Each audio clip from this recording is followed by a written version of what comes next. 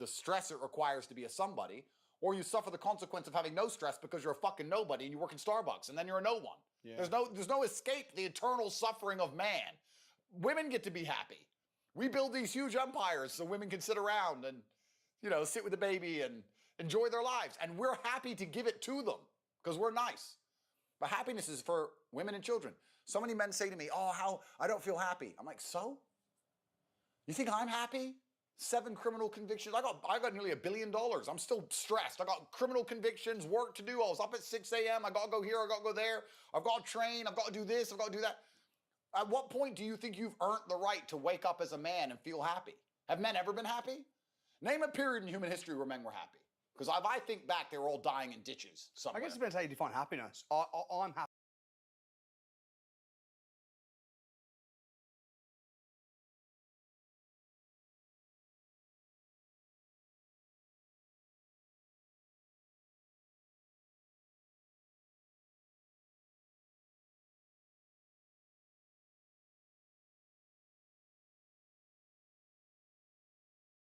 Losers say it all the time. Losers have this problem with temporary motivation.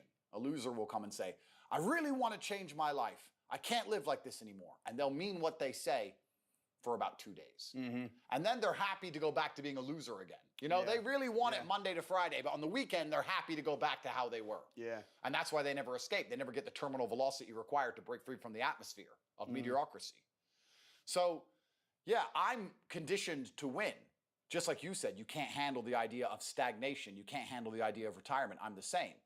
But I'm not going to lie and pretend that mindset means I live stress-free. In fact, I would argue that I adopt endless stress all of the time because I'm looking for problems to solve, because I'm looking for money to make. I'm looking to win. Yeah. So there's a competition. Everything I want, someone else wants. I have to beat them. What did you think of the, I don't know if you've seen it, Adolescence?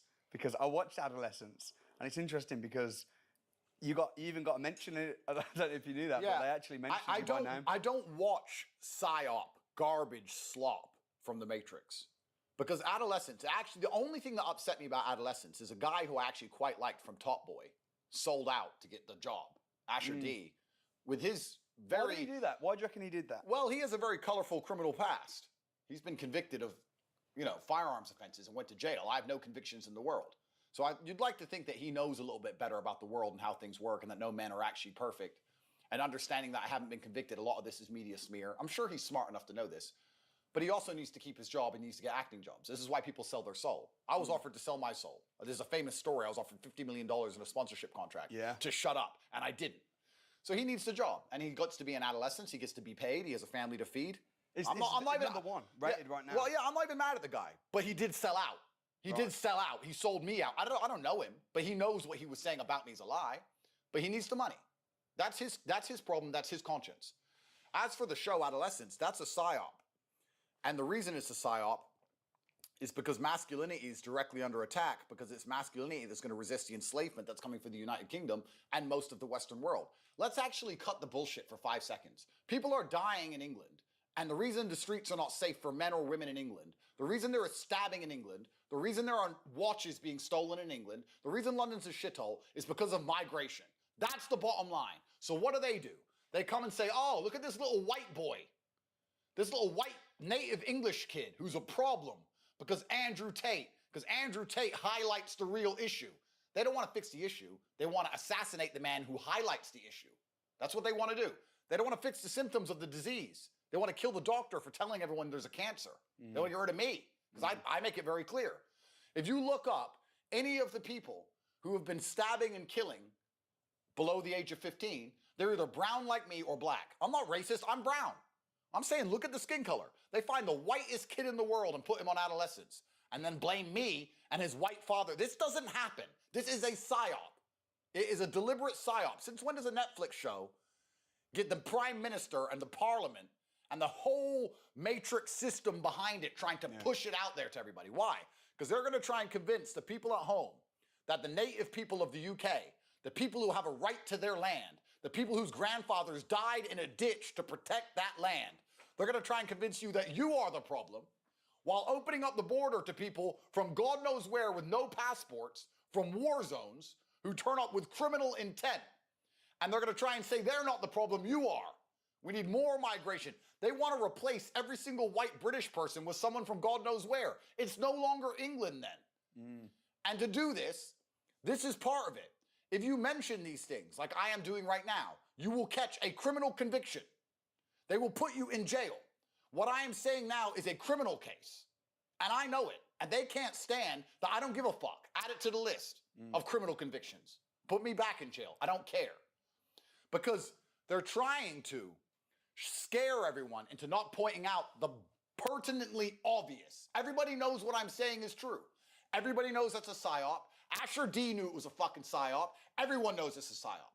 But people just shut up to pay their bills and think, maybe it'll be okay in the end. The acting was okay, but it was very, very boring. And I'm wondering, how is it #1 trending on Netflix? Because, make sense. because The Matrix pushes these things to the top. It's like celebrities. None of these celebrities, and no one gives a shit about these people. Let me give you an example. Michelle Obama just launched a podcast.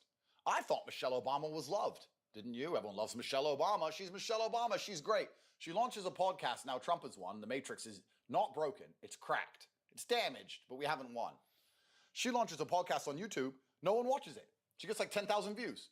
I thought Michelle Obama was loved. No, The Matrix pushes her to the front, pushes her to the top, tries to convince you she's loved.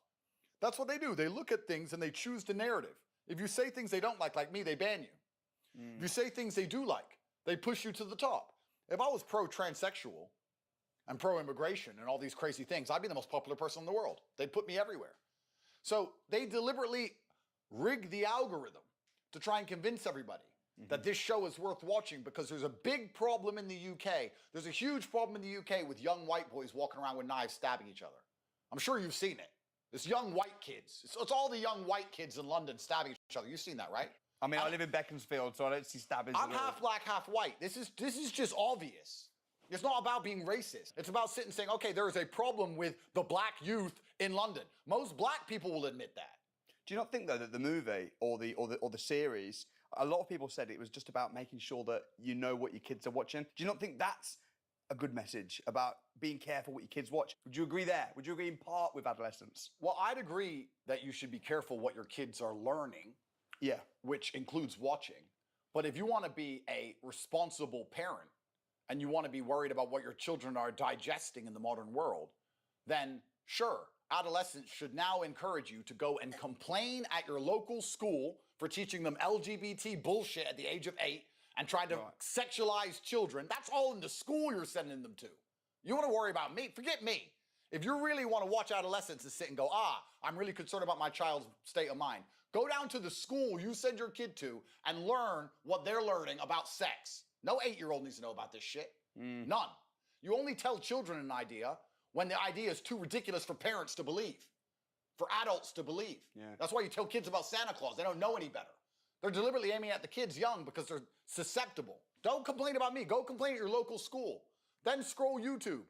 You think I'm the worst person on YouTube for saying what? Go to the gym, take responsibility for yourself, stick up for yourself, say what you really believe in, be accountable. I'm the worst person in the world. Scroll up and down YouTube. See all these fucking men putting on makeup and sexualizing kids and all this crazy shit. You're worried about me? Nobody would sponsor this video because Andrew Tate's on it, so I decided to sponsor the video myself and talk about my new book, which also nobody would publish, because in the book I expose the globalist elitists such as the World Economic Forum. I have made tens and tens of millions of pounds myself. I sit on the tables. I've got friends who are billionaires. I know the people that own some of the banks. I know the people that own some of the institutions. So I know what's going to happen to the future of money and how to prepare for it. And I wrote a book. Nobody would publish the book. I published it myself, and it's called The Future of Money. You need to read this book. It will blow your mind. It will set you and they fear it now. Bad things happen is not only disingenuous, it is heinous and it is evil, and they're doing this on purpose because they fear my influence. Recently they said, there was a man who killed 4 people and he listened to an Andrew Tate video, and they put it all in the papers. I'm gonna have to sue the papers now. Did he listen to an Andrew Tate video? I don't know. Maybe. However, that's not what I talk about. I advocate for stoicism and mental control. I do not advocate for murdering people, 1. Secondly, he also listened to a Taylor Swift song. Did we talk about that? He also drinks water. You know, he also visited France on holiday. Like, What the fuck does that have to do with me? Yeah. This person's had a whole life for 30 years and done unlimited things. You can tie him to anything. And they just say, oh, we found in his browser 6 years ago a video of Andrew making a joke about a car. He is why the Tate murderer. This is a setup. This is a psyop. Yeah. And the British government, I'll make it very clear, Great Britain, hello, you, yes. The British government is coming for me, trying their very best to put me in jail for 10 to 20 years for no reason. And they know it's no reason because it's full Stasi, full USSR lockdown communism. And they can't stand the fact that I highlight how corrupt they are. Let me make something very clear to you because a lot of people at home, especially in England, don't understand why they're being replaced. Let me explain why they're being replaced. For everyone at home who's confused, why are they replacing all the white British people with all the other people? Let me tell you exactly why they're doing it. Keir Starmer's not the leader of anything. Keir Starmer's not the boss. He may be in charge of the government, but if he has an idea, if he has an implementation, he needs to go to other people. He has to fight against the House of Commons. He has to get it through the House of Lords. He can't decide with the whiff of his hand if somebody lives or dies. Now, the leader in Dubai is the leader. And the leader in Saudi is the leader. They're the real leader. They have absolute power. They're an absolute monarch. Our leaders don't have that. But they want to be an absolute monarch. They want to turn the UK into a third world nation so they get to be third world leaders because third world leaders rule with absolute force, no accountability, and they can steal as much as they want. So they're trying to replace everybody who understands tax code, replace everybody who understands law, replace everybody who understands that Great Britain is more than just a line on a map. It's someone's land that someone died for. They want to replace all of it with random third worlders who have no vested interest in the country so they can just steal as much as they want without ever getting in trouble. And anyone who highlights it, any of the foreigners which are particularly astute and pay enough attention to realize, well, they just get their heads chopped off because they now get to rule the third world nation, which the UK is going to become like a third world leader does, with absolute force. That's all they want to do. They're tired of the rule of law. They're tired of this. They're tired of the fact they have to put me through a court case. They don't want me around. I don't like Andrew. I don't like what he says. Get rid of Andrew. He has to go to court. Yeah, they can set it up, and they will. They'll rig it. But they still have to put me through court. They have to... if I piss them off and they were a third world leader, they just put a bullet in my head. So get rid of him. Same day. Lock him in a room. Get rid of him. That's what they want to do. The UK population is being replaced. And that's why things like adolescence are actually so heinous. Let's analyze this. Imagine the depravity in the hearts of the leaders of a nation which are replacing the population with third worlders primarily so they can steal and plunder a once great empire. And as they do it, they convince the last remnants of native men that the problem is them. Not the new people, it's you. You people who grew up here, who fought for this place, who lived here, whose parents died for this place, whose uncles were in the mines, who have paid taxes, you're the problem. Not the immigrants who turn up and take all the free money. You are. Look at adolescents. Look at this 13-year-old boy who kills people. As we know, very recently in Southport, we know it wasn't a little white boy killing little girls. We know that. And they will still attempt to psyop us. And you know what breaks my heart the most? What breaks my heart the most is that the average English person is going to sit there and watch that shit and say, yeah, Andrew Tate's a misogynist. You know, you get to a point where some people just deserve to lose. I mean, I thought the UK was full of lions. Remember 3 lions on a shirt? Where the fuck's the lion? Where are they? Come on, bro. No, I mean, but you know what I'm saying? Where's the protests outside Parliament? What would you do then? There's no one's doing anything. So they're just sitting there waiting to fucking die, bro. So if you're in the UK, like if you're me, for example, you don't want to be in the UK because you're going to you got all these allegations and stuff. But for the average person that's watching this in the UK, Great Britain, who's a business person, doing well, making money, do you stay and do you fight it or do you move to Dubai? Well, you can't do it by yourself. And this is the point. When I'm talking about the lion inside of the UK, I'm not talking about individuals. I'm talking about the general culture and spirit of resistance that the British used to have, which has been completely eroded. The average English man now has become a eunuch. An English man will walk outside his house and fight another English man over a fucking football team, but won't fight some foreigner who's in his fucking daughter. It's ridiculous. There's a lot of killers still in the UK, though. Of course there's there a lot of killers. No, but the point is, there has to be a cultural shift. Yeah. Forget color, forget white, black, brown, whatever. Yeah. There has to be a cultural shift where the Muslims, the black people, the white people, everyone gets together and says, "No, we're tired of being fucking robbed. We're tired of all these people coming in. We're tired of this whole scam." And then it all ends.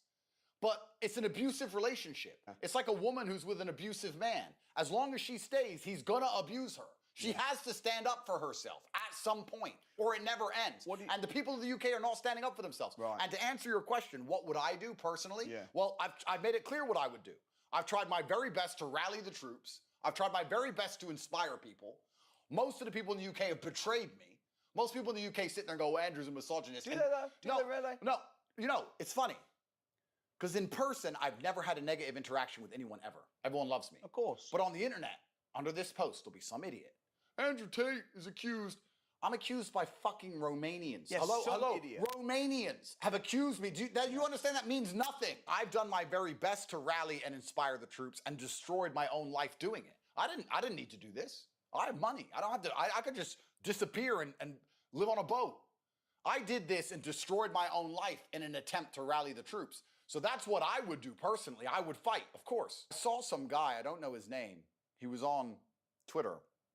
Skinny little dipshit, begging for the government to tax us more. I was going to talk to you about him. Are you on about Gary Economics? Must be him, yeah. Is he like got skinhead? Yeah. Skinny Gary little dipshit. Stevenson. Every revolution in history began with the assassination of the tax man, not sucking the tax man off, hoping he taxes you more. That's not a revolution. Right. That is garbage. And the fact that he thinks giving the UK government any more money when they do nothing but waste it. They have hundreds of billions for Ukraine.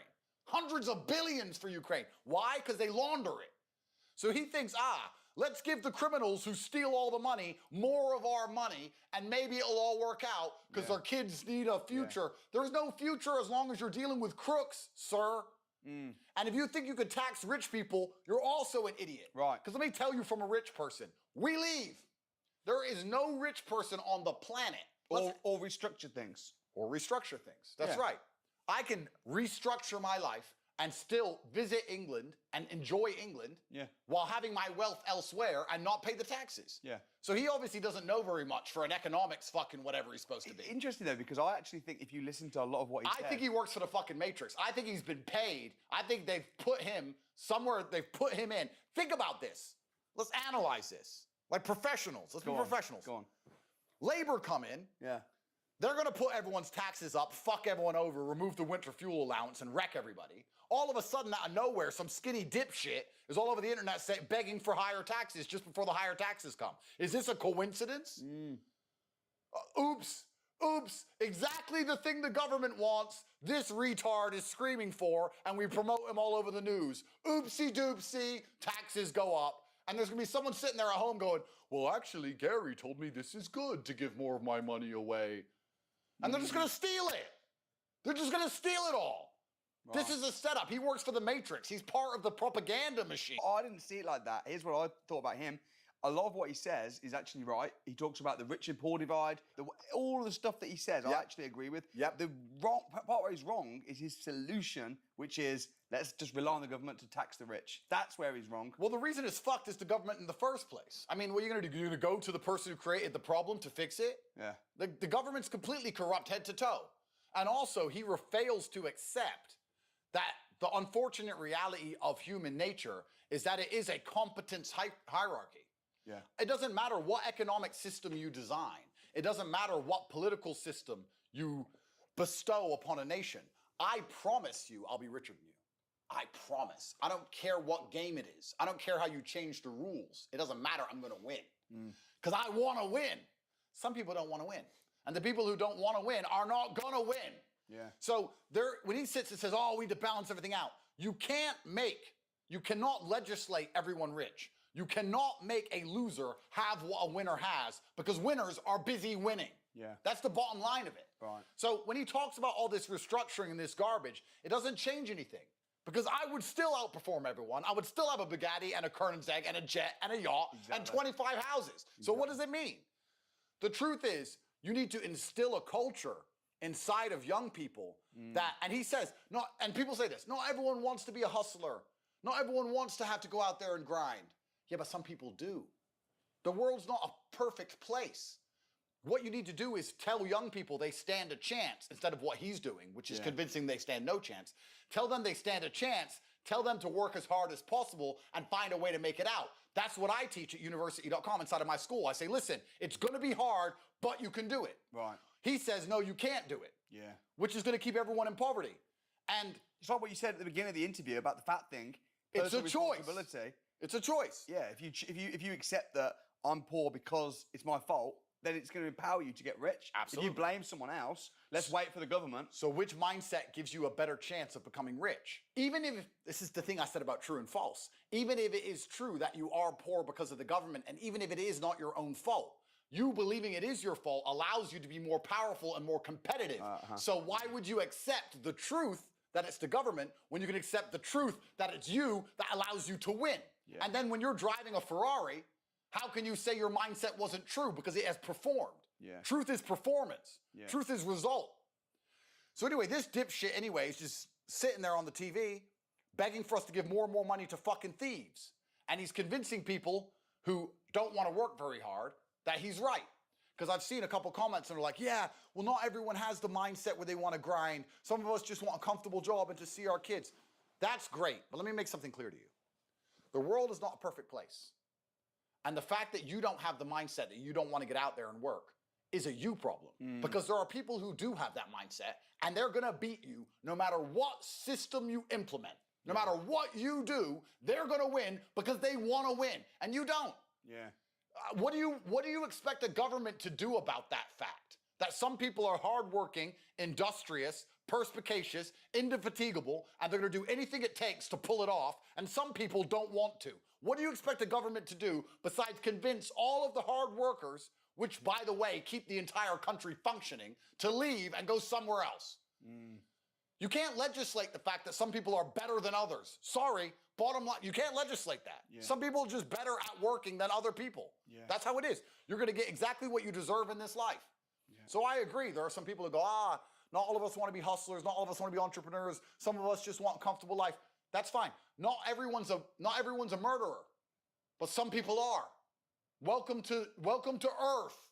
What do you want to do? Sit here and say, I should be able to walk around outside and wear a diamond watch with $10 million in cash and no one should rob me. Yeah, sure, you're right, they shouldn't, but they will. Yeah. And you're right, you shouldn't have to work your ass off to pull it off, but you do. Were you serious about running for Prime Minister of the UK? I'm the only person who can save it. Farage is not strong enough. No way, he's not. Have you met him? Yeah, I mean, I don't want to insult the guy, even though he's thrown me under the bus endless times. But he's the best option we've got. Yes. Yeah. Is he Trump? Fuck no. He's nowhere near Trump. He's too soft. He's afraid of the media. He's careful with his words. If they pressure him, he buckles. He's too soft. He's just another one of the establishment boomers. We need listen, the UK is now at a point where the government has effectively lost the monopoly on violence, effectively. Yeah.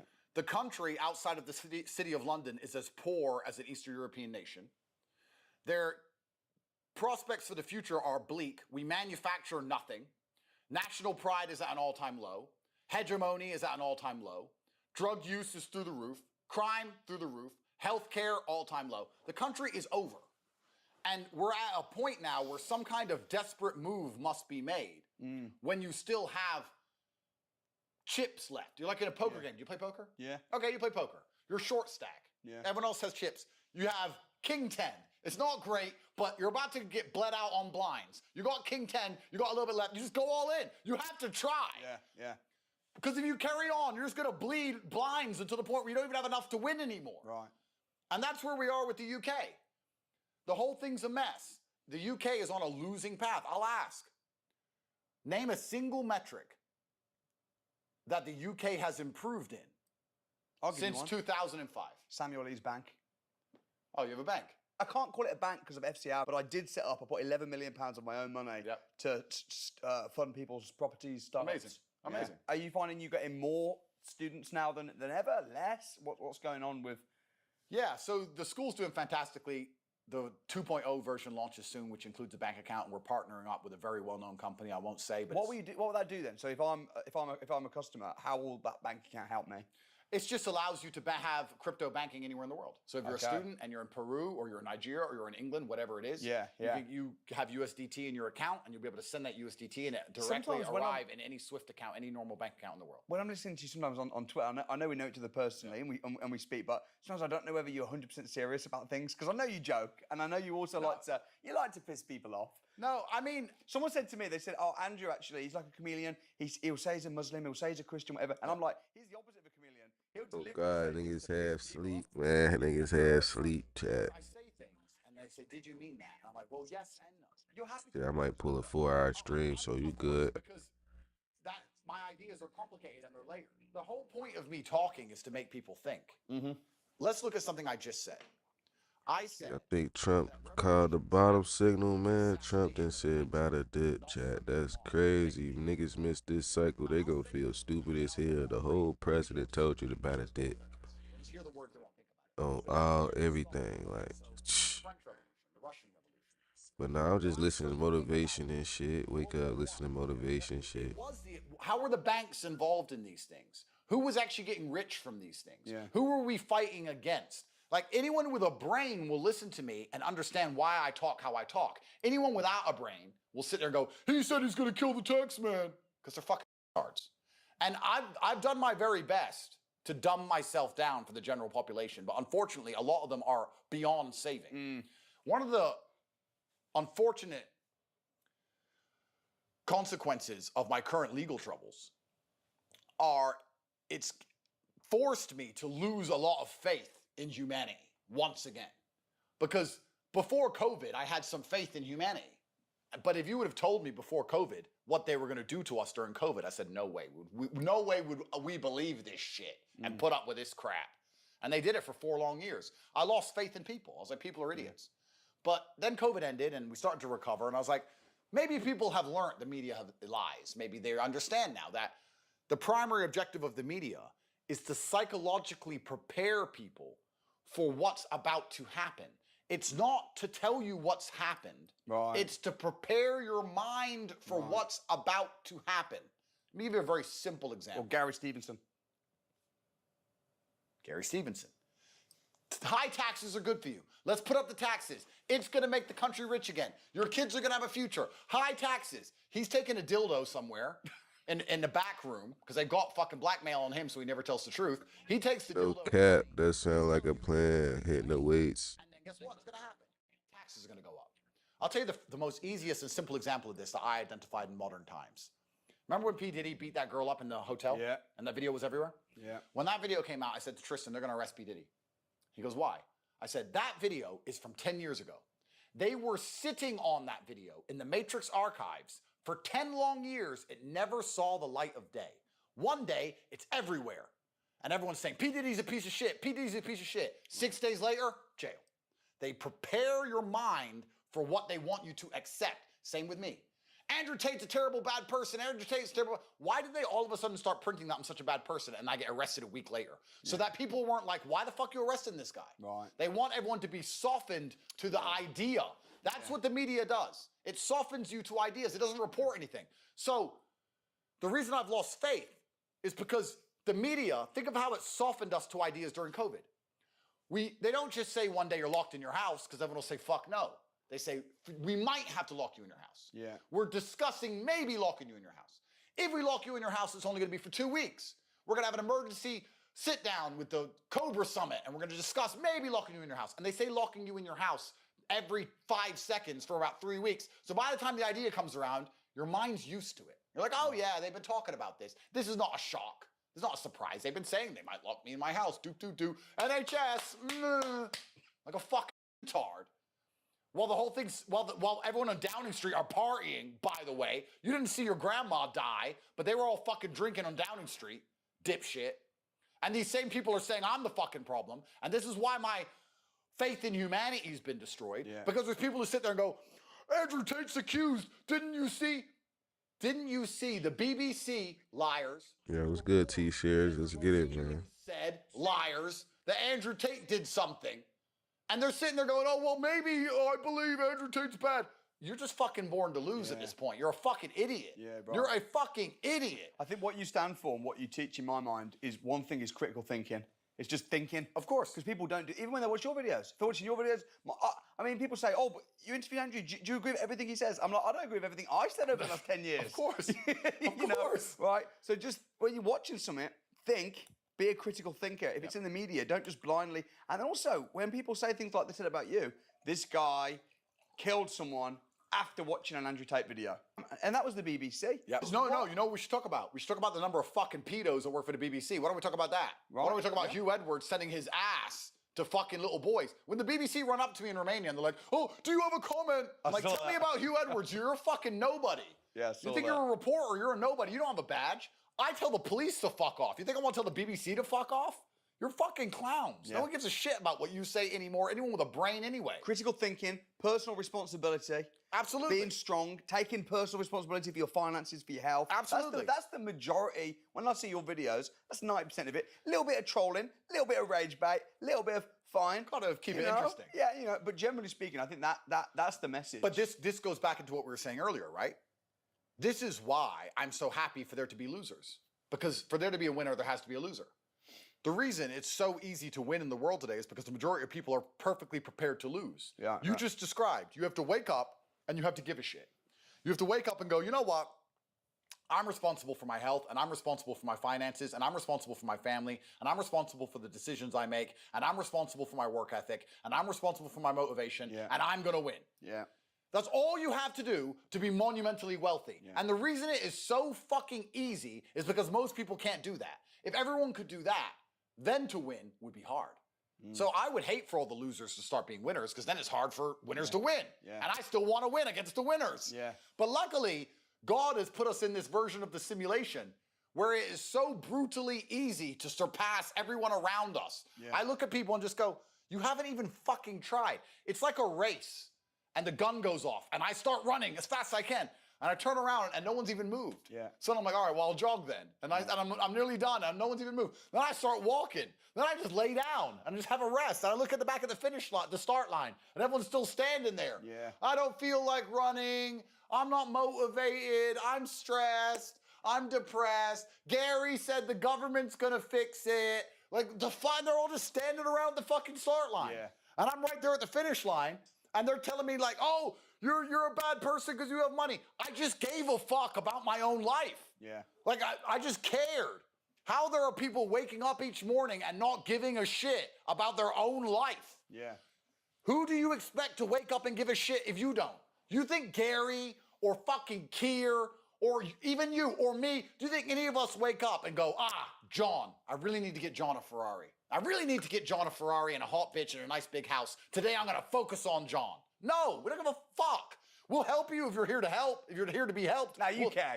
No. You care about John. No, the point is, if John cares about himself, then you'll be able to help then I'll help him. Yeah. But if John doesn't care about himself, I don't care about John. Last interview we did, we had about 7 million views on that interview, and you even said, look, go down to my free newsletter. Yep. Do this, do that. Absolutely. How many of the 7 million people that watched the video will have done it?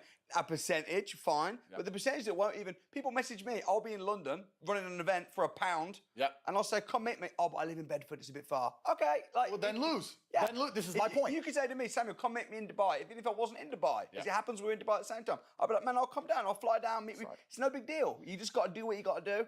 People don't give a shit. And then they expect someone else to give a shit more than they do. And this is the point I was making about John. If you don't care about your own life, no one's going to ever care about your own life more than you do. You're just going to perpetually lose and perma-fail. Yeah. That's all you're going to do. You're going to perma-fail. Yeah. And it's not my job to drag you up from the gutter. Like you said, free newsletter, fantastic. That still exists. There we go. CobraTate.com. You can sign up to the newsletter for free. 10% of people watching this are going to take action and sign up. Less than that. 90% are going to sit there and go, I want to be rich, and not even bother to type 8 keys on a keyboard. Some people will have watched the first interview and they didn't do it, and now the second interview they're still here and they won't do it. You know, this is another thing that's so incredible about the internet, and we'll tie it into your business as well, about the internet and about computers and these things. The dream, the primary objective of financial freedom isn't Lambos and yachts and these things. It's to not have constant anxiety, stress, and worry and complaints about health or having children or your mother needs you or your car breaking down. It's just knowing that all of life's little problems can be fixed because you have money, because you can pay someone else to fix them. Yeah. To achieve this dream, men in the 1800s would get into wagons and cross the uninhabited terrain or the unexplored terrain of the United States, risk murder or kidnap by the Native Americans, risk malaria or typhoid, and they'd spend 6 weeks traveling from the east of America to go all the way out west. And if they made it alive, they'd buy a shovel and stand in the desert heat all day long, digging in the sand for little pieces of gold. Yeah. The gold rush, people lost their lives for a chance at financial freedom. And nowadays you say to someone, you haven't got to do that. You haven't got to go die in a trench. You don't have to take a 6-week journey across unexplored terrain and risk your life. You haven't got to do that. You know what you have to do? You have to type on a keyboard. You can be rich if you type on a keyboard. Yeah. And bat a motherfucking dip. For the newsletter, type on a keyboard. They're gonna go, yeah, later. How the fuck do you help these people? Yeah. What can I do? What words can I say? Yeah. And then they're gonna sit there and go, oh yeah, the government's gonna save me. The government is never gonna save a fucking loser like you. You're a fucking loser. You deserve to lose. I don't feel sorry for you at all. Because when I had nothing, I'd do anything it fucking took. Yeah. If you told me I had to only type on a keyboard, I would have typed on that keyboard non-stop for fucking 72 hours, let alone 8 strokes. Most people who are losing deserve to lose. Yeah, and that's just the first hurdle. They can't do the first hurdle. They can't go down to a program. They can't go on a website. For a pound. Yeah. They can't come to your program for a pound. Andrew Tate says it himself. If you won't spend £1 to come and spend a day with someone for a pound who's made tens and tens of millions of pounds from scratch, then you don't deserve to be rich. So I'm giving you a challenge right now. I am giving a day up of my time, and I'm inviting you.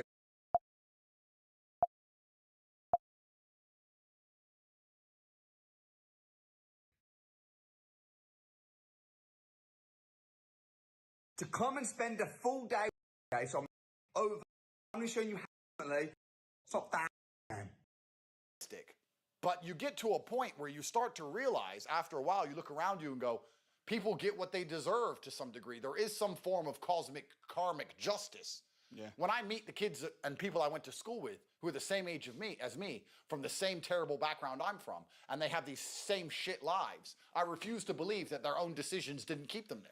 Yeah. You're in the same town, in the same area, smoking weed with no fucking money. We went to the same school. I'm one of the most known people on the planet with hundreds of millions. You have fuck all. You cannot sit here and tell me that your own decisions had no part to play in this. Yeah. Of course it did.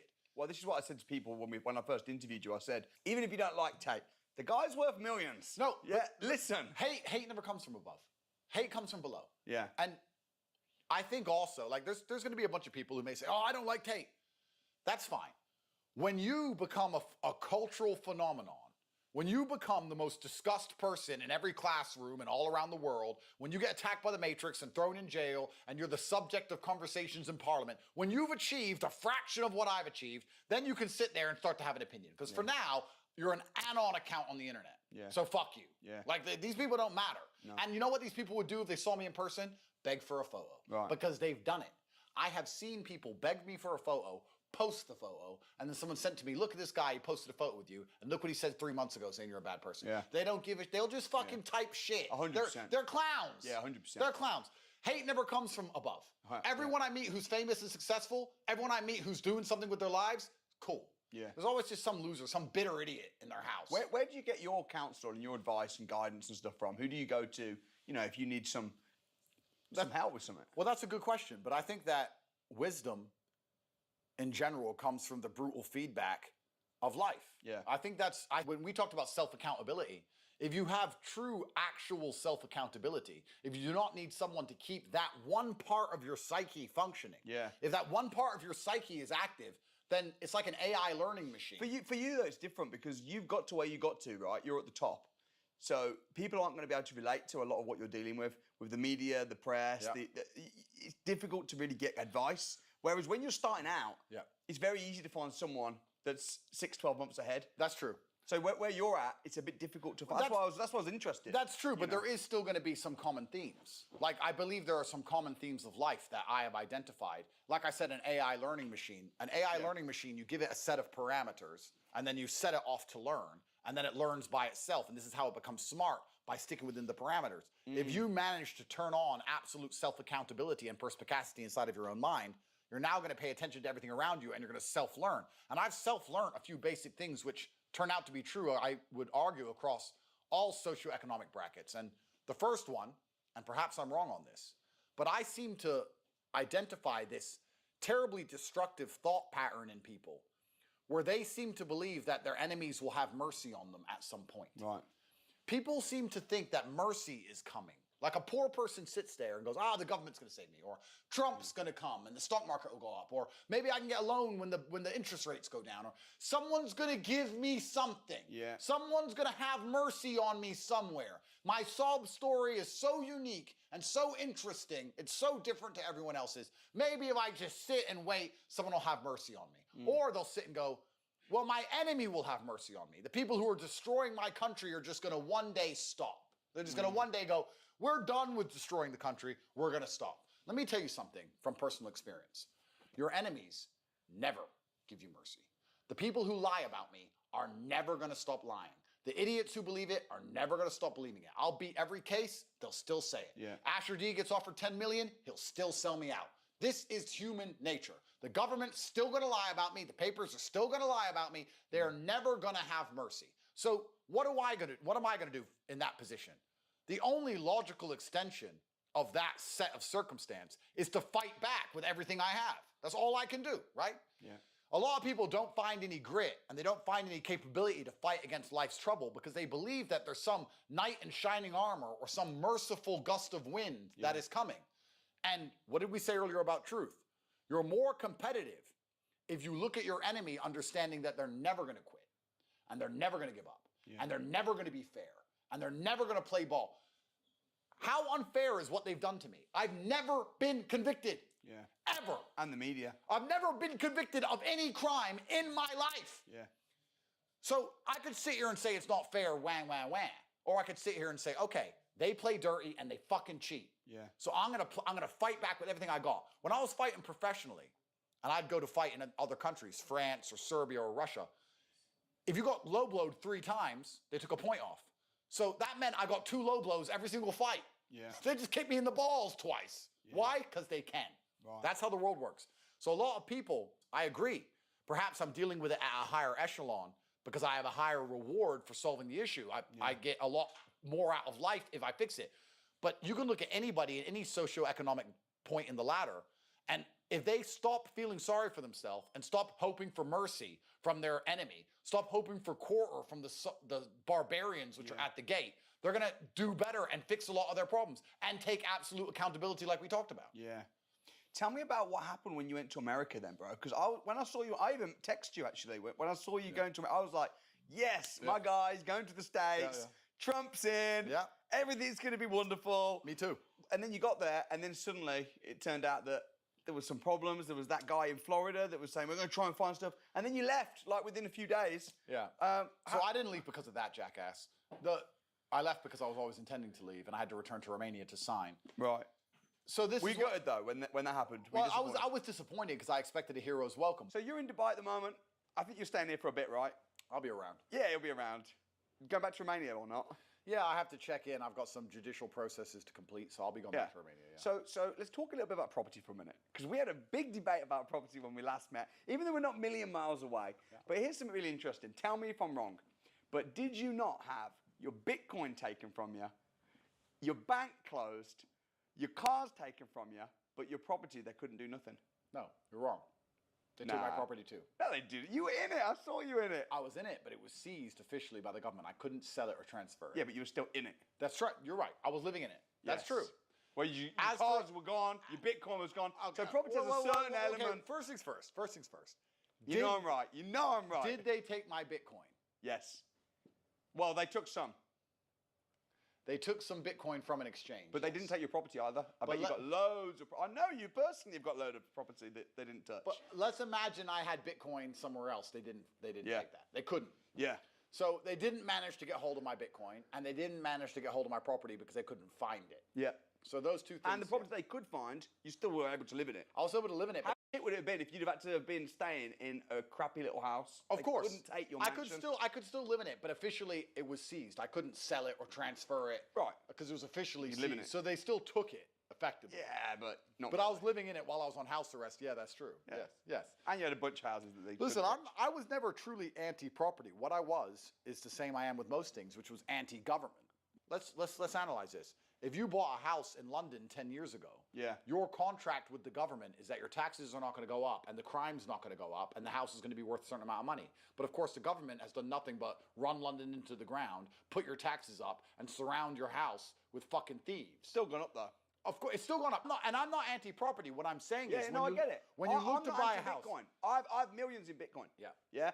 So I think we're not a million miles away. Yeah. Maybe. But these are the things you have to consider. My point is, when you look to buy a house, you have to sit and say, okay, if I'm going to have this house for, let's say, 10 to 15 years, what's the probability that the area I'm in is going to decline? Well, let's analyze the general trend of every single area in the UK across the last 20 years. Yeah. It's all a decline. So the area that this house is in is going to be worse. Is it going to be worth more? Maybe. Who knows? It will be worth more. But the area is going to be worse. That's nearly guaranteed. Will taxes go up? Nearly guaranteed, yes. Will stamp duty or property tax or inheritance tax or any of these council tax, will all of these go up? Probably yes. But you get around those. Of course, but it's difficult to calculate. I understand. I totally understand what you're saying. In terms of like money, like the Great British Pound, they're printing a lot. And we can see that like inflation's just gone through the roof. Yep. That's pushing the price of everything up. How much is a Freddo nowadays? I haven't been in England in a long time. Oh, mate, I don't know how much it is, but I imagine it was like 5, 10 pence when I was a kid. So I imagine 50, 60, 70 pence. Probably, I'm not really sure. Yeah. But here's the thing. You did a brilliant video once, and I was just like, man, this was like 30 seconds of pure, absolute genius. Like, that's how I run my business. Yeah. And the video was about, you were talking about how inflation is really bad unless you own stuff. Of course. You were talking about how they're printing loads of money. Yep. Therefore, the prices of stuff is going up. Yep. Therefore, if you take out debt and you use that debt to buy assets, what's going to happen is the debt's going to shrink, the assets are going to grow. Yep. And that's exactly how I get rich in my property business. Yep. And people don't get that. So could you maybe expand on that? Because I've got the 30-second video that I want people to see. I'll send that. I've shared that all around. But can you explain that more so people get it, especially given the current economic times of Great British Pound crashing? Absolutely. So basically the price of houses or assets or anything do not increase. The value of the money decreases. Yes. That's what effectively happens. When you buy a house for $100,000 and then you sell it later for $200,000, that house is not worth any more money. The value of the money has just gone down by 100%. The value's just gone down. Or it might have gone up a bit. Yeah. So you're buying something which is an asset and it is inflating against the price of the price is going up against the local currency, whatever it is. But that's because the currency's on its way out. And that's very simple because they keep printing unlimited amounts of it. Yeah. So you're right. Adopting debt, ensuring that the interest you pay on the debt is less than the appreciation you're going to get on the asset is an easy way to get rich. It's true. Yeah. There are some economic Black Monday. There are some crazy things that can Portfolio happen. Looking nice, chat. But effectively, the way you're describing to get rich is the way nearly everyone gets rich. It's using other people's money. It's buying an asset which is going to outpace the interest and outpace the inflation. Yeah. But this comes back into what I was originally saying earlier. This is why you have to be careful and make calculations based on the fact that I'm buying this house for the next 10 years. I've borrowed money to buy this house. I need to make sure this house is worth X to outpace the inflation and the interest. But it's not hard. Perhaps it's not. And maybe I am a pessimist. I will take that, perhaps. But when I look at an optimist of how badly they're going to crash money. I think the Great British Pound is absolutely finished. So I bought a bunch of property in Dubai. That's good. But so I'm not anti-property. I'm saying that a nice apartment in London and a nice apartment in Dubai are the same thing. You're actually having to analyze all these outside factors. Yeah. That's what you have to do. But the thing is, though, the cost of materials have gone up so much. So like wood and timber and bricks and mortar, everything's gone up a lot. Some of the north of England, you can't even build a house. Like, you can buy a house for 100 grand. It would cost 250 grand to build it. Yeah, yeah. Does that not just make sense to just buy it? Of course it does. Clearly going up. Look, you should try and make money any way you can make it. And if you have a system that allows people to make a whole bunch of money from property, then I'm 100% for it. Well, you know we do. And you know a lot of it is different. It's not just owning property as well. Of course. It's controlling property. It's packaging and selling. Yep. Absolutely. And the worst thing you can probably do in the world today is save money. I mean, to just sit on money is the most foolish thing a person does. Only poor people save money. Yeah. Poor people will say they'll save up 10 grand or 20 grand and they'll sit there for a rainy day.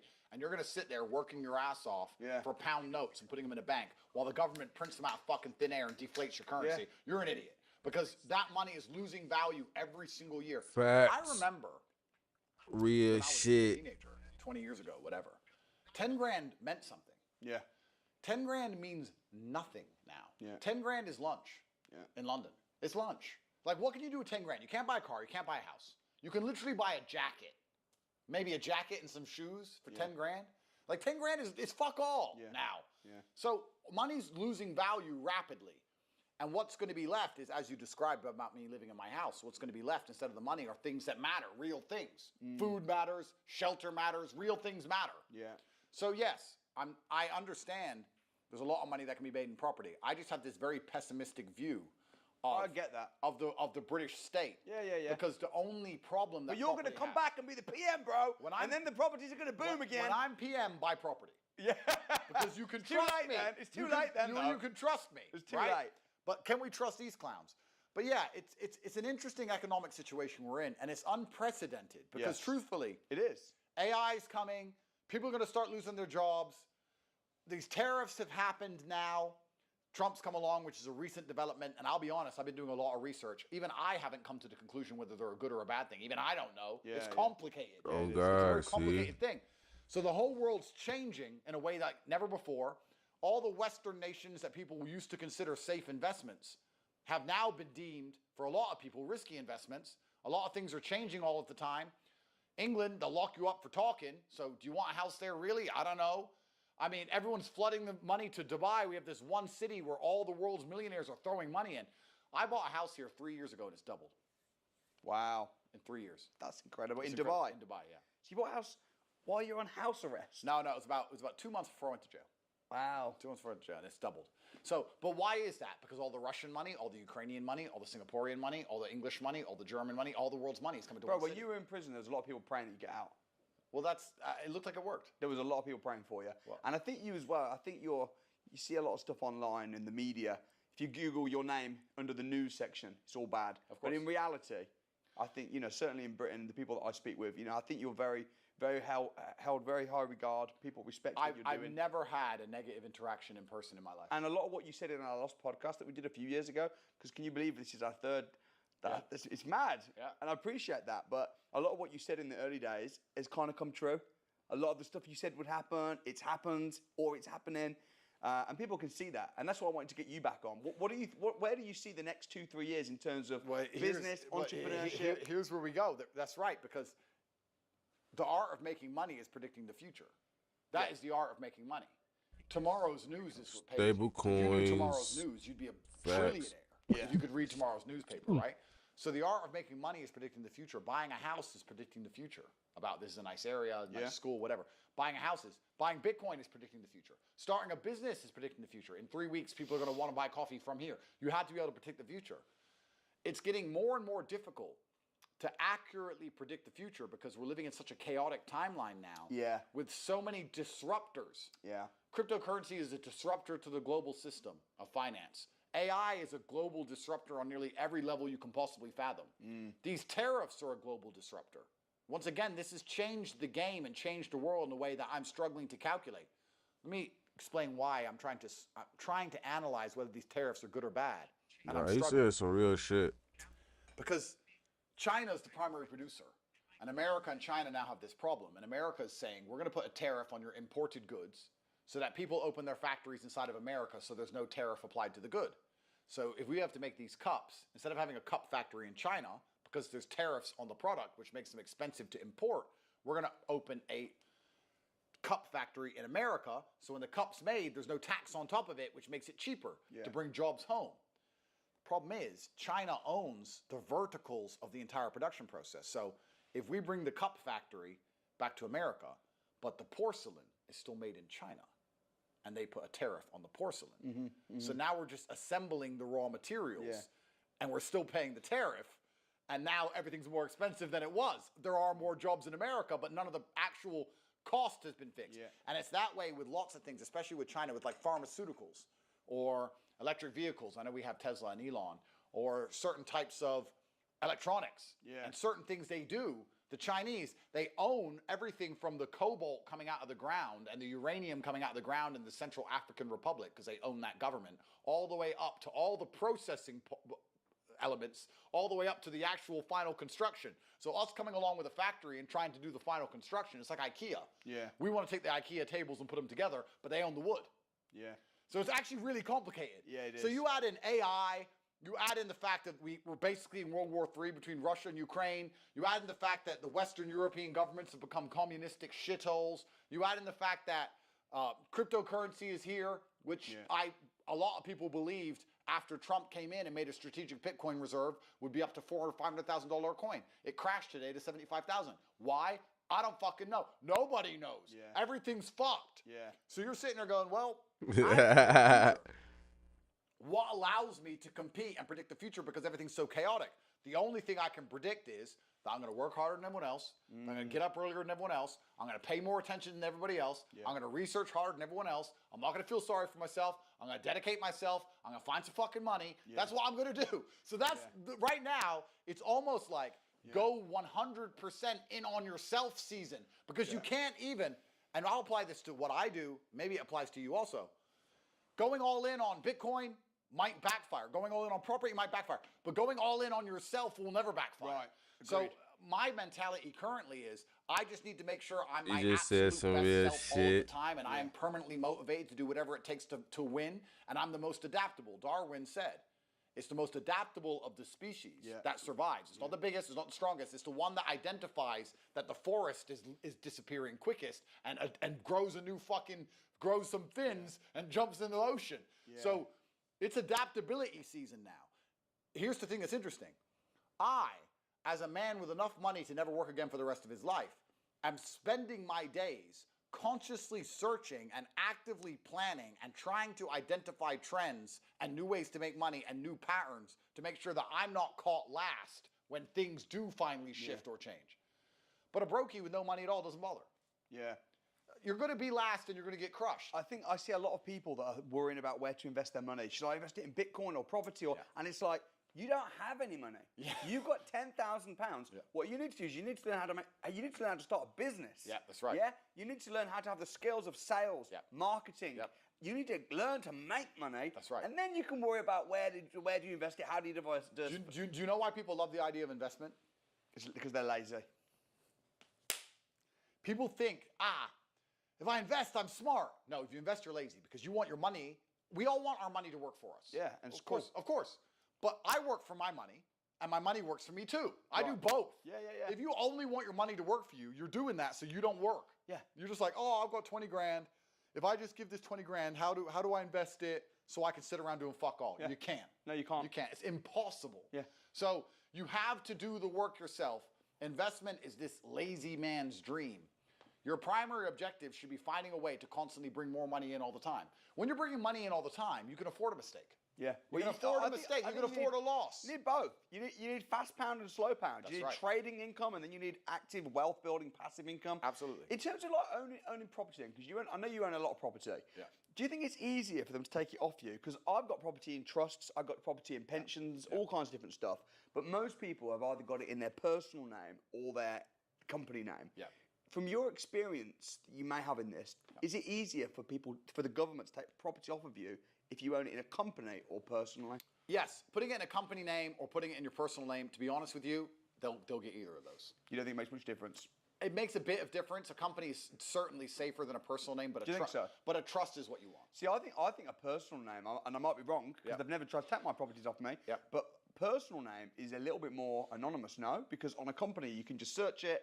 See, I don't love owning my properties. I like trust, I like pensions, I like personal. I have got a bunch in my companies. It's very easy to find. Yeah, but the problem is, depending on the level of matrix attack you suffer from, but I noticed this, and I spoke to in fact, last night, I won't say his name, I was with a billionaire who recently was in jail, same as me, and he had the exact same thing as I do. And here's what happens when you get truly attacked by the government. No matter what you're accused of, no matter what it is, they add on money laundering. And they add that on because it allows them to have an unlimited seizure of all assets and goods that you're associated with, whether you're the director of a company, whether they're in your name, whether they're whatever it is. Right. So let's say they were to come along and say you're money laundering. They'd say, Samuel has these big events and it's £1 a show and he only declared 500 pounds because he said 500 people came, but we think 504 people came and he laundered 4 pounds and he's a money launderer. They'll put that on the paperwork and a judge will stamp it and they will take every single thing in your name, every single company you want, they'll fucking seize the law of it, all of it. Yeah. Trust is more complicated for them to do. So if you're gonna do it properly, you wanna do it with the trust. But a lot of these things then come down to, and I talk about things quite philosophically as opposed to the nitty gritty of it because those individual scenarios are different, but philosophically, a lot of these things come down to, when I describe these scenarios, people go, but that won't happen to me. Yeah. That's how people think. They're like, I buy the house in my name, that won't happen to me. Or a lot of people can only achieve financing for the house in their name. So they have no choice. It's difficult to do it through a trust. Where are they going to get the money from? Yeah. You have cash. Yeah. I have cash. I can buy a house for $20 million and under a Cayman Islands trust. Right, I've got companies all over all over the world. Islands. Yeah, I can do that. But if I'm trying to achieve a mortgage in my name and showing my bank statements, it's a lot harder. But that leaves you very susceptible to the matrix and the system. Let's imagine you buy a house in your name, you get a loan, you have a mortgage, you're paying it off, it's a 20-year mortgage, you're 7 years in, and then your job tells you that you have to wear a mask and get this experimental vaccine, otherwise you're going to be fired. And if you're fired, you can't pay for the house that you've dedicated 7 years of your life to, and the house can't move, and you can't move, and you're stuck there. What are you going to do? Yeah. You become a slave. You're going to obey. Yeah. This is what's going to happen. So, I mean, Bitcoin, I guess you could say you don't have that problem. But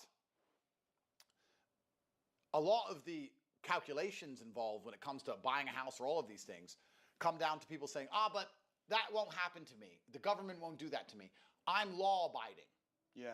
I'm a good person. I'm law-abiding.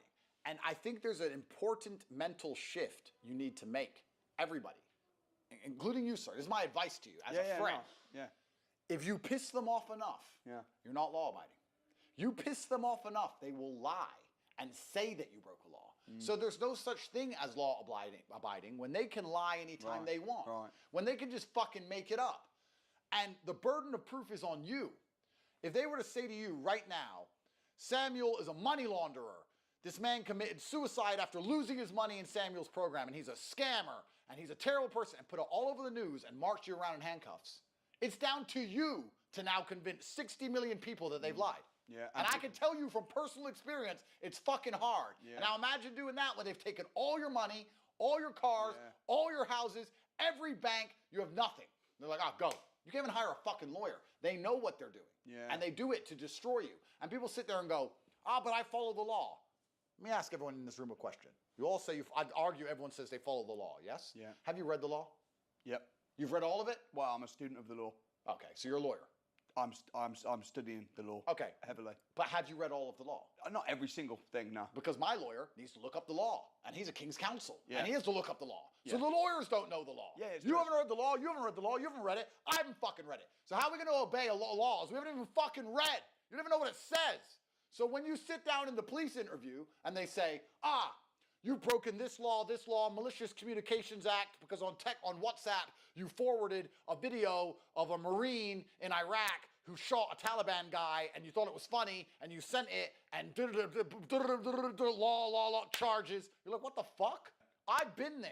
When they're talking about charges, I'm like, what the fuck are you even talking about? Yeah. My lawyer's like, I have to look it up. Fuck Yeah, right. knows. No, of course you do. Damn. Let's imagine you had read the law. They do that, Every single bro. day, what do? Do they add laws or take them away? They don't ever take a law away. They've got the same laws from the 1600s. So every day they add more. Are you going to read the law every fucking day?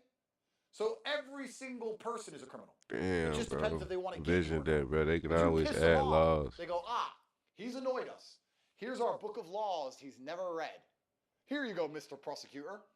Mr. Prosecutor, here's a nice big Bible of laws. He's never read any of them. It's your job to fuck him. I got it. And he'll flick through, and then what he'll do? No, but this is the important part. No, I'm serious. When he chooses his laws to fuck you with, then he goes back, calls the BBC, calls the newspapers, and says, we're about to fuck Samuel with this and this and this. Let's make something up. We're about to fuck Samuel with speeding, whatever it is. Then the papers start showing you your Range Rover. Boom, your Range Rover. Samuel Leeds, millionaire, eccentric millionaire, drives recklessly. It'll be all the papers. What the fuck's going on? Before you know it, they bust in your door. You speed, and they fucking shoot you dead. And it's scary. So you have to now, as an intelligent person, you have two choices. You either go all in on a government you believe in, like I believe in the Dubai government more than I believe in the Western governments, or you try and decentralize and have property here, property there, different trusts, to try and spread it all out. But once you do that, then you become the worst enemy to little dipshit Gary, because now you spread out all your fucking assets and all your money, and that little cuck comes along begging for you to take a dildo like he does, and you're like, fuck you, I'm not giving you half my money.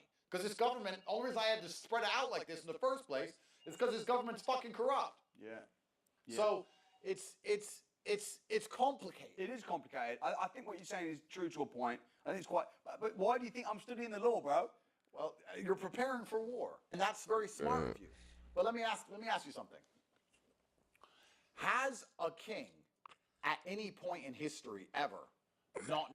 Fuck these charts doing, man. Bitcoin, guess you leading us again. Shit. You at 81K. Come on, man. Take off, man. Get busy. Tiny pullback, we get it. Take off now. Treasury bill, what you looking like? Is you looking nice? Still holding.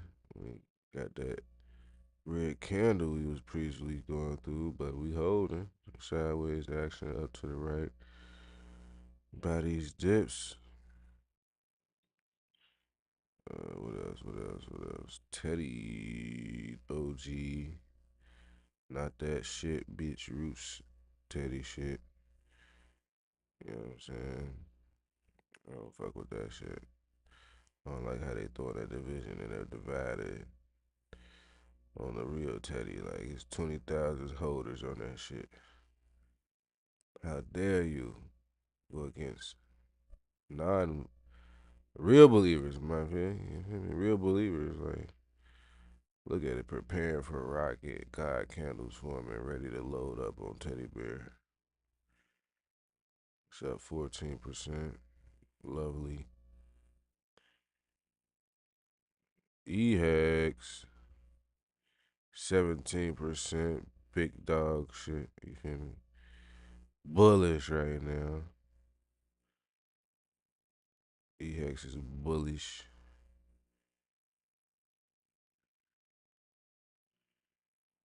And my area never came back to my area chat, which was 309. I'm loving that position, man. So I literally had to buy once. I could buy now if I want, which is still always smart. You feel me? Ain't nothing wrong with that, but it's like it feels good to be a good position trader, though. That feels good. I ain't gonna cap.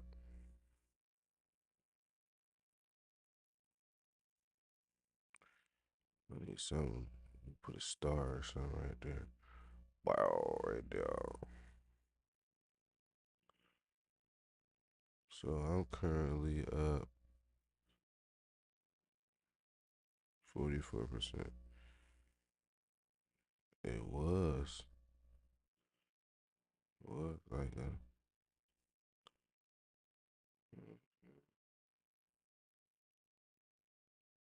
4 or 5x.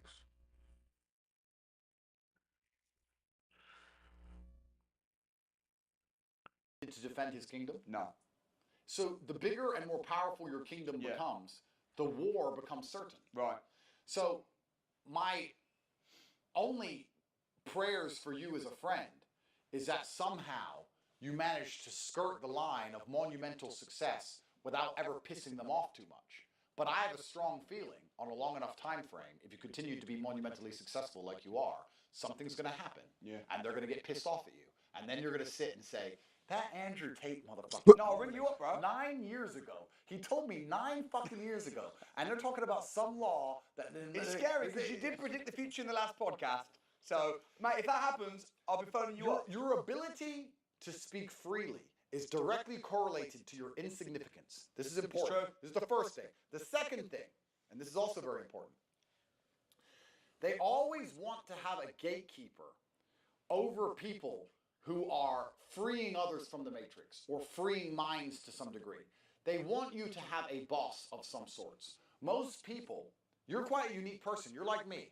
You are your own channel. You do your own thing. It's your own company. You follow the law. You're yourself. It's completely you.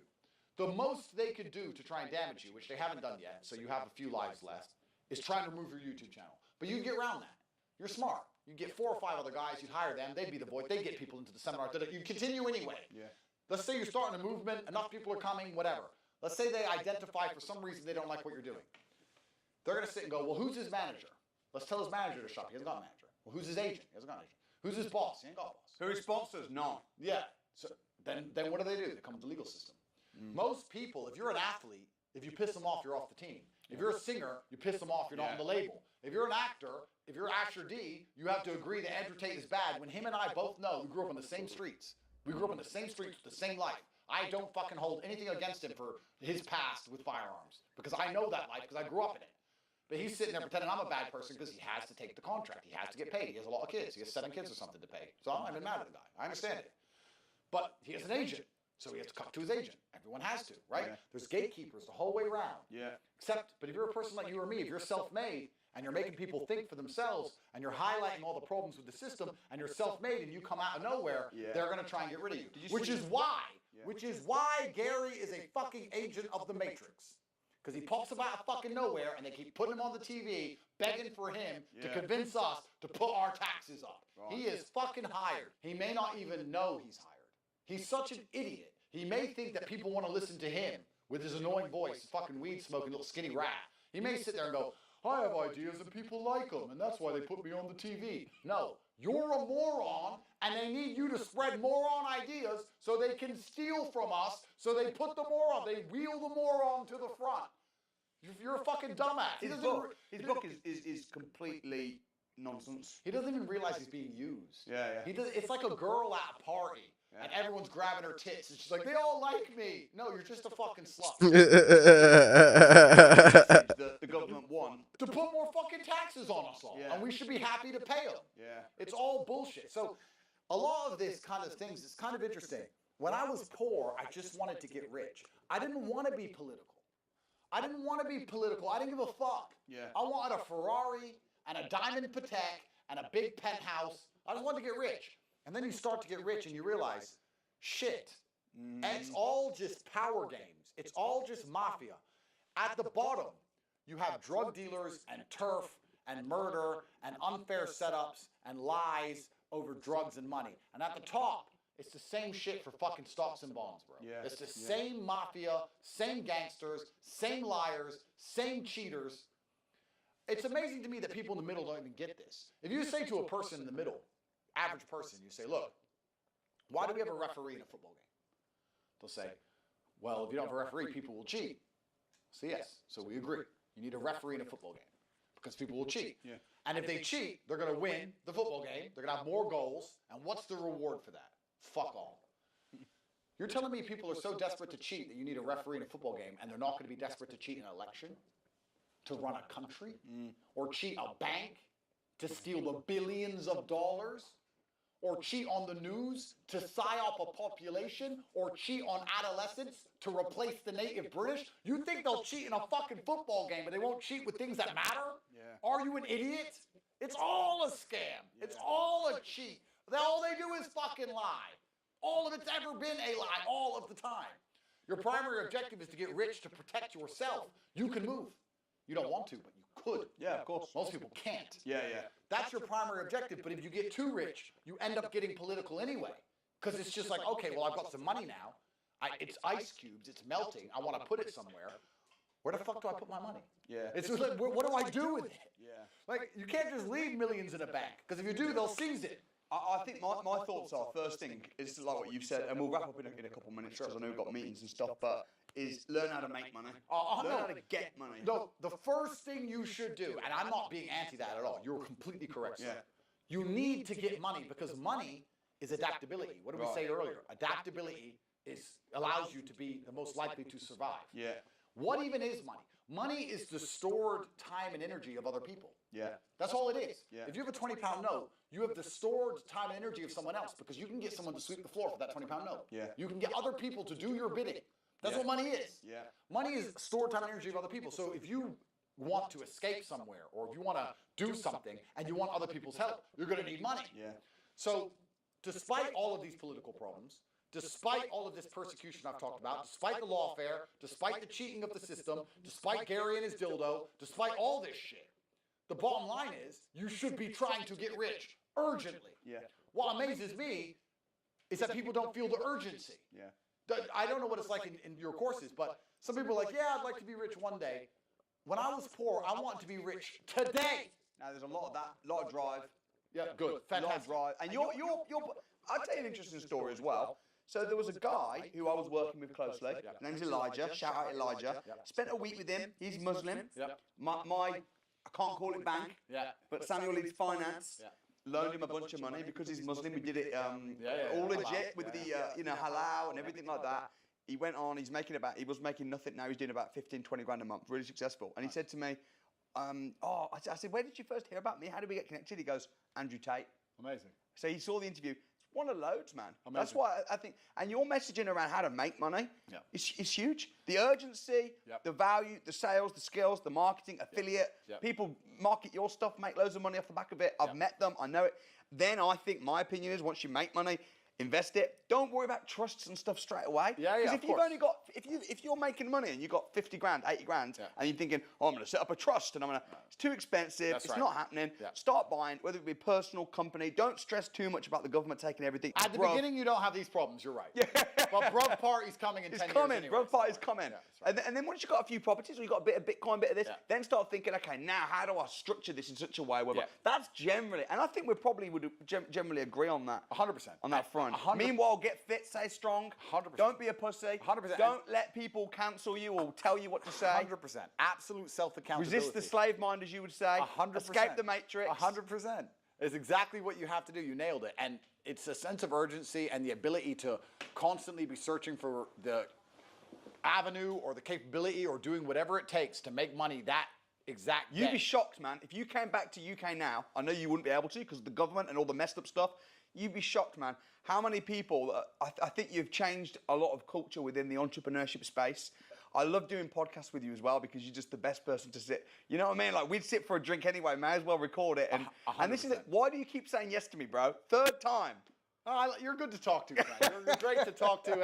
And I've seen some of the stuff you do. I'm a huge fan of it. I know you're helping people. You're helping people make money, and I think that's a fantastic thing. There's a lot of good karma that goes out there in the world from helping people. And, there's a lot of idiots who may say bad things about me, but I know there's hundreds of thousands of people who I've helped motivate and hundreds of thousands of people I've helped pay their bills. Hundreds of thousands of families that you and I have helped feed. Like, that's a lot of good karma. That's a lot of positive energy, and that's going to come back in the end. And I actually also like that we have very different business models. They do different things. Like, you have live in-person events and deal with property. I have an online university that primarily is dealing with digital assets and making money online. But both of them work, and really it's down to you as an individual. If you're a person who wakes up and you're prepared to work, it's amazing. You can use a fork or a spoon. You're gonna eat. All you have to do is pick it up and get to work. Or both. I've got 2 fire questions, and then we'll wrap up. Sure. And one of them is about the internet, and one of them is about children. Sure. So the one about children is, I've now got 4 kids. Congratulations. And I recently pulled them all out of school, and I wanted them to resist the slave mind. 100%. I didn't want them to be raised by the state. I didn't want them to be brainwashed by the government and brainwashed to be employees. I couldn't stand it. Every time I'd go to parents' evening, even though the schools were good people, I felt the oppressive environment. And I pulled them all out. And now they're home educated. Amazing. We've hired a couple full-time teachers. That's what I do. What advice would you give? What's the best thing to do with kids? Do you send them to a private, state? For you, it might be different. You got a bunch of kids. And you got a lot of money. But for the average entrepreneur who's working maybe in Britain or wherever, how do you get around this issue? Or do you keep them in the school but protest and make like what what are you saying about that? It's very difficult, and the stranglehold they have on the education system is one of the ways they manage to infect so many people's minds with these poisonous ideologies so young. That's the reason I have university.com. We bought that domain now. That's the reason I have my school. I'd buy that off you, bro. Worth a lot. I've got university.com. That we offer an alternative to traditional education. So instead of going to high school or college or wasting money on a university degree, for $50 you can join university.com and you'll make money the same month. Yeah, nice. As opposed to a 4-year degree or whatever.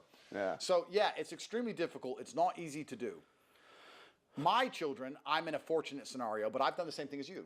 Yeah. I actually allow the girls to go to school, but they go to like a theater or ballet school. It's more just running around and enjoying themselves. And as long as they do a lot of extracurricular activities, they're happy. The sons, they play chess, they do judo, they do karate, they do boxing. By the time that's all done every day, that's enough education. I believe a man learns enough about life getting his ass kicked and playing chess and having a strict father than he ever will in a shitty school. Yeah. The internet teaches everything I mean, school used to matter a lot more before the internet. There's not a single person now who needs to know a fact who can't get the phone out of their pocket. Right. So what, you know, like, it's kind of weird. What are they, I kind of wonder, maybe even know more than me, what are kids learning?